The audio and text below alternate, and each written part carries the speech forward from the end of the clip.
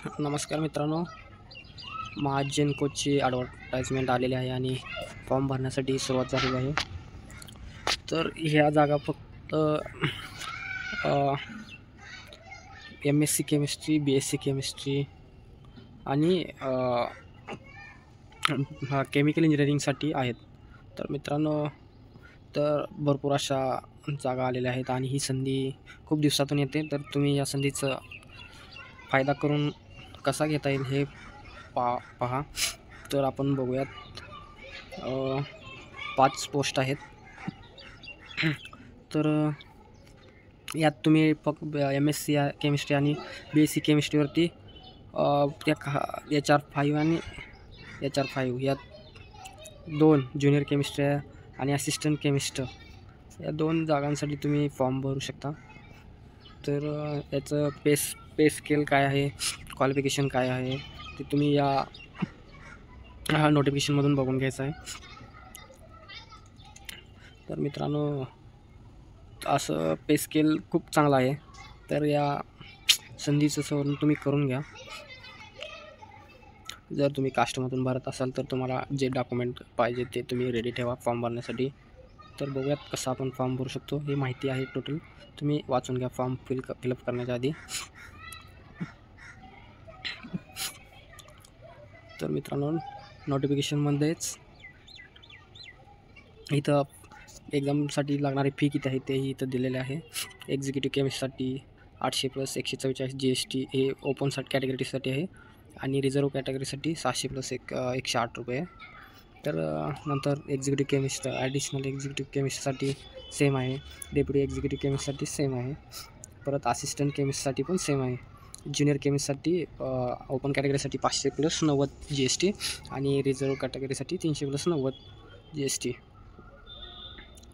तर मित्रांनो, how to apply. Candidates need to apply through online application form provided on the last page of the advertisement. खाली ती last पेजला याची application link दिलेली आहे. Candidates are required to have mobile number, email ID. म्हणजे form भरण्या अगोदर तुमच्याकडे काय काय हवे हे तुम्ही लक्षात. फॉर्म कसा फिलअप करू शकतो हे बघूया. आणि फॉर्म फिलअप करण्याची लास्टची डेट आहे 12 मार्च 2025. तर चला मित्रांनो, आपण क्लिक हिअर फॉर ऑनलाईन ॲप्लिकेशनवरती क्लिक करूयात. तर तुम्ही या पेजवरती जाल. तुम्ही जर तुमचा फॉर्म मोबाईलवरून भरत असाल तर तुम्हाला मोबाईल स्क्रीन असं आडवा मोबाईल पकडून तुम्हाला फॉर्म फिलअप करावा लागेल. पोर्ट्रेट मोडमध्ये तुम्हाला अवेलेबल आहे. तर मित्रांनो, आपल्याला फर्स्टली रजिस्ट्रेशन करून घ्यावं लागेल. तर रजिस्ट्रेशन बटनवरती क्लिक केल्यानंतर तुमच्यासमोर असं पेज ओपन होईल. तर पहिल्यांदा तुम्हाला इथे तुमचं स्वतःचं नाव टाकायचं आहे. परत एकदा तुम्ही तुमचं नाव कन्फर्म करून घ्यायचं आहे. त्याच्यानंतर तुम्हाला तुमच्या वडिलांचं नाव इथं टाकायचं आहे. त्याच्यानंतर तुमच्या वडिलांचं नाव कन्फर्म करून घ्यायचं आहे. त्याच्यानंतर तुम्हाला आडनाव टाकायचं आहे. त्याच्यानंतर तुम्हाला तुमचं आडनाव हे कन्फर्म करून घ्यायचं आहे. इथे तुम्ही टाकलेलं जे पूर्ण नाव आहे ते इथे येऊन जाईल. तर तुमचं हे जे तुम्ही माहिती फिलअप करणार आहे ते 10वी किंवा 12वीचं मार्कशीटवर जे नाव आहे तसं सेम टाकावं. तर त्याच्यानंतर इथं तुम्हाला तुमचा मोबाईल नंबर टाकून घ्यायचा आहे. त्याच्यानंतर तुम्हाला परत एकदा तोच मोबाईल नंबर बरोबर आहे का नाही चेक करण्यासाठी परत एकदा टाईप करून घ्यायचा आहे. त्याच्यानंतर तुमच्याकडे एखादा दुसरा ऑप्शनल मोबाईल नंबर असेल तर तो इथे टाकायचा आहे. त्याच्यानंतर तुम्हाला इथं व्हॅलिड ईमेल ID टाकायचं आहे आणि इथे तुम्हाला डॉमिनेस म्हणजे कोणतं आहे ते काय असेल ते तुम्ही इथे सिलेक्ट करून घ्यायचं.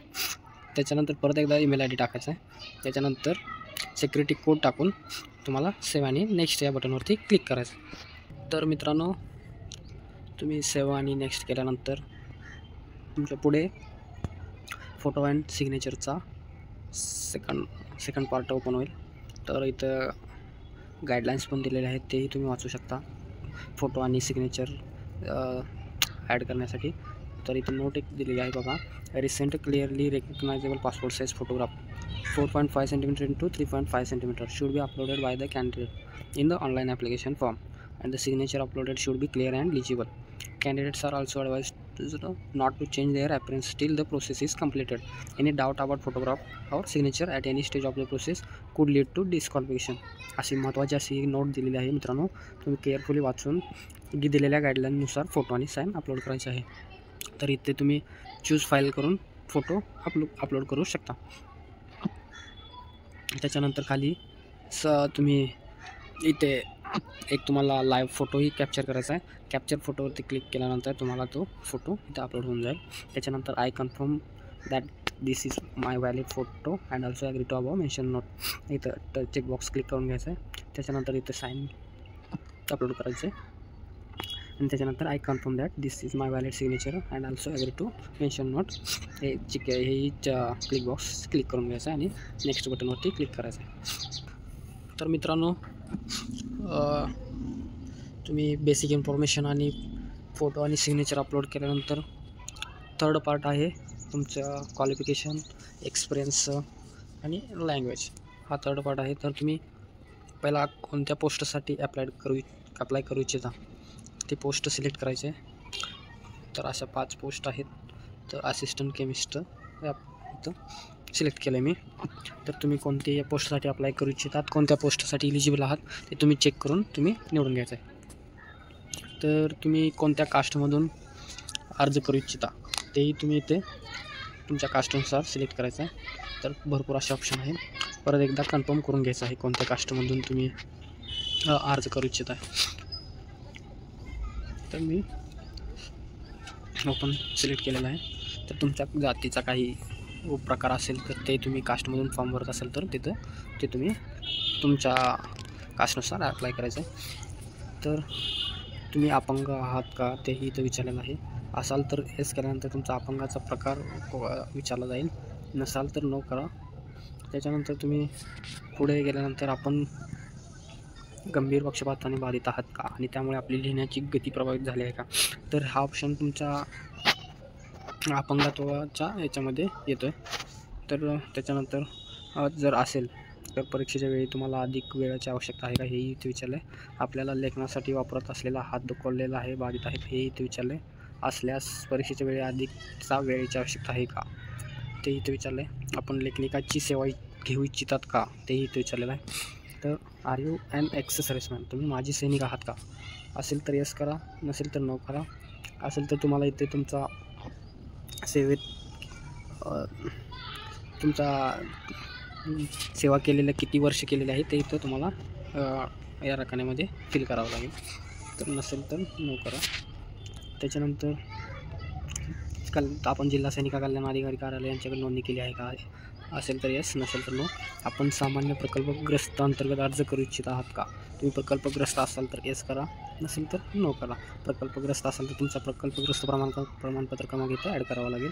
तर त्याच्यानंतर तुम्ही महाजन कोची कर्मचारी आहात का, असेल तर येस करा, नसेल तर नो करा. असेल तर तुम्हाला इथे तुमचा CPF नंबर ॲड करावा लागेल. त्याच्यानंतर तुम्ही आपण MSPGCL PAP आहात ज्यांनी 1 वर्ष समावेशक प्रगत कुशल प्रशिक्षण पूर्ण केले आहेत. जर तुम्ही या कॅटेगरीमध्ये येत असाल तर ते तुम्ही येस नो तुमच्या सोयीनुसार करून घ्यायचं आहे. ते तुम्हाला इतर जे काय आहे ते बसून पहा, तुमचं ID विडी ते बघून घ्या. Do you have valid non criminal, तुम्ही कास्टमधून अर्ज करत असाल तर तुम्हाला नॉन क्रिमिनल सर्टिफिकेट असणं आवश्यक आहे. त्याच्यानंतर उमेदवार आर्थिकदृष्ट्या दुर्बल घटक यामध्ये मोडत असेल तर त्यांच्याकडे ते प्रमाणपत्र असणं आवश्यक आहे. उमेदवाराकडे जात प्रमाणपत्र आहे का तेही ते येस नो करायचं आहे. तुमच्याकडे कास्ट व्हॅलिडिटी आहे का तेही ते तुम्ही येस नो करायचं आहे. फर्स्ट म्हणजे तुम्ही अर्जदार महाराष्ट्राचा रहिवासी आहे का तेही ते सिलेक्ट करायचं आहे. त्याच्यानंतर आपण अतिउच्च गुणवत्ताधार खेळाडूमधून तुम्ही रिझर्वेशन घेत असाल तर तेही इथे तुम्ही येस नो करू शकता. त्याच्यानंतर अतिउच्च खेळाडूचे प्रमाणपत्र संबंधित शासन तरतुदीनुसार क्रीडा विभागाकडून प्रमाणपत्राची पडताळणी केली आहे का, येस केली असेल तर येस, केली नसेल तर no. Are you orphan child, तुम्ही अनाथ आहात का, येस नो तुमच्या सोयीनुसार बघा. असेल तर तुम्हाला कोणत्या आरक्षणात मोडतात ते इथून तुम्ही सिलेक्ट करू शकता. नॅशनॅलिटी ऑलरेडी सिलेक्टेड येते इंडियन. अर्जदाराने पूर्वी नावात काही बदल केले आहेत का, तुमच्या नावात काही बदल असेल तर ते तुम्ही येस नो करा. येस केला असेल तर येस करा, नसेल तर नो करा. तर तुम्हाला परीक्षा केंद्र सिलेक्ट करायचे आहेत. त्यासाठी परीक्षा केंद्र तुम्ही 3 सिलेक्ट करू शकता. तुमच्या जवळचे जे काही असेल ते तुम्ही, भरपूर असे इथे परीक्षा केंद्र आहेत. अहमदनगर, अमरावती, अकोला, भुसावळ, भरपूर असे तुमच्या सोयीनुसार तुम्ही त्या निवडू शकता. तर 3 सेंटर तुम्हाला परीक्षा केंद्र निवडायचे आहेत. त्याच्यानंतर तुमची जन्मतारीख ही जी आहे 10वीच्या सर्टिफिकेटनुसार ॲड करायची आहे. डेट महिना, वर्ष तुमचं इथं सिलेक्ट केल्यानंतर पण येऊन जाईल. तर त्याच्यानंतर तुमची बेसिक कशी माहिती सिलेक्ट करायची, मेल फिमेल, तुम्हाला जुळा भावंड आहे का विचारले असेल तर यस, नसेल तर नो. जुळ्या भावंडाचं नाव इथं ॲड करायचं असेल तर जुळ्या भावंडाचं इथं जेंडर पण इथं ॲड करायचं आहे. तुमची स्वतःची मॅरिड स्टेटस विचारले, मॅरिड आहात का अनमॅरिड ते इथं ॲड करायचं आहे. त्याच्यानंतर इथं तुमचं वडिलांचे नाव काय इथं लिहायचं आहे. त्याच्यानंतर तुमच्या आईचं नाव, जर तुम्ही मॅरिड असाल तर जोडीदाराचे नाव. त्याच्यानंतर तुमचा पत्ता विचारलेला आहे, तर तुम्ही तो पत्ता तुमचा काय असेल ते ॲड करायचं आहे. त्याच्यानंतर राज्य विचारलं आहे, राज्य आपलं महाराष्ट्र. त्याच्यानंतर तुमचा पिनकोड टाकायचा आहे. जर तुमचा राहण्याचा आणि तुमचा ॲड्रेस, ओरिजिनल ॲड्रेस सेम असेल तर same as address for correspondence या चेकबॉक्स क्लिक केल्यानंतर तो येऊन जाईल इथे. Choose the address for GST invoicing, correspondent address, permanent address. तुम्ही GST इनवॉइसिंगसाठी कोणता ॲड्रेस सिलेक्ट करू शकता. तर मित्रांनो, याच्यानंतर तुम्हाला खाली इथं तुमची ID अमाऊंट दाखवत आहे जी तुम्हाला पेएबल आहे. ती ओपन कॅटेगरीसाठी 944 रुपये आहे आणि कास्टसाठी कमी आहे. ते तुम्ही तुमच्या सोयीनुसार बघून घ्या. तर त्याच्यानंतर तुम्हाला व्हॅलिडेट युअर डिटेल्सवरती टच करून तुमचं इन्फॉर्मेशन व्हॅलिड करून घ्यायची आहे. त्याच्यानंतर सेव्ह आणि नेक्स्ट बटनवरती क्लिक करायचं आहे. तर मित्रांनो, व्हॅलिडेट युअर डिटेल्स केल्यानंतर सक्सेसफुली असा मेसेज येऊन जाईल. त्याच्यानंतर तुम्हाला तुमचं शैक्षणिक पात्रता त्याच्याबद्दल माहिती फिलअप करायची आहे. तर तुमची ग्रॅज्युएशनची डिग्री विचारली आहे, तर इथं अवेलेबल आहेत त्या BE degree in chemical engineering, BTech degree in chemical technology, BSc chemist, BSc with chemistry as one आपले सब्जेक्ट, यामधून तुम्ही सिलेक्ट करायचं आहे. तर त्याच्यानंतर तुम्हाला पुढे पासिंगची डेट विचारल्या, पर्सेंटेज विचारले. त्यानंतर क्लास ग्रेड तुमची काय असेल ते तुम्ही फर्स्ट क्लास, सेकंड क्लास जे काय असेल ते फिलअप करून घ्यायचं आहे. त्याच्यानंतर PG डिग्री विचारलं आहे, कोणतं तुमचं MSc in chemistry organic, MSc in organic और MSc एन्व्हायरमेंट, अशा 3 डिग्री अवेलेबल आहेत. तर तुम्ही तुमची कोणती डिग्री असेल ती सिलेक्ट करून घ्यायची आहे. तर date of passing, year, month, day ते तुम्ही तिथून सिलेक्ट करू शकता. त्यानंतर पर्सेंटेज इथे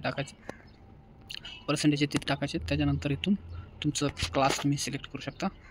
त्याच्यानंतर प्रोफेशनल क्वालिफिकेशन, जर तुमचं या व्यतिरिक्त अजून काही असेल तर ते तुम्ही इथं ॲडिशनल एक्सपिरियन्समध्ये जे त्यांनी नमूद केलेलं आहे ते तुम्ही इथं फिलअप करू शकता. तर तुमचं ऑदरमध्ये अजून काय असेल तर तेही ते तुम्ही इथं ॲड करू शकता. 3 इयर्स वर्किंग पोस्ट,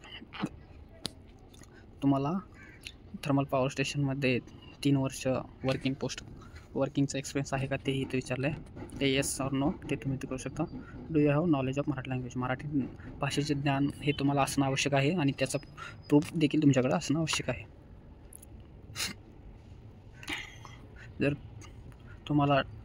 जर तुमच्याकडे एक्सपिरियन्स थर्मल पॉवर स्टेशनमध्ये वर्क केलेला असेल तर ते इथे तुम्ही फिलअप करून घ्यायचं आहे.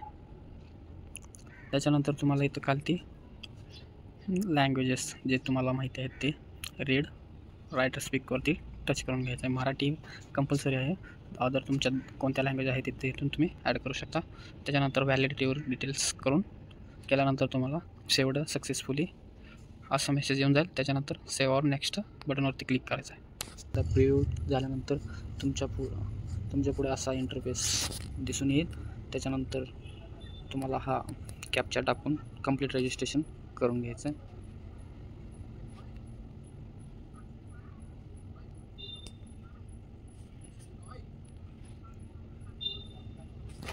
तर मित्रांनो, कंप्लीट रजिस्ट्रेशनवरती क्लिक केल्यानंतर तुमचं रजिस्ट्रेशन कंप्लीट होऊन जाईल.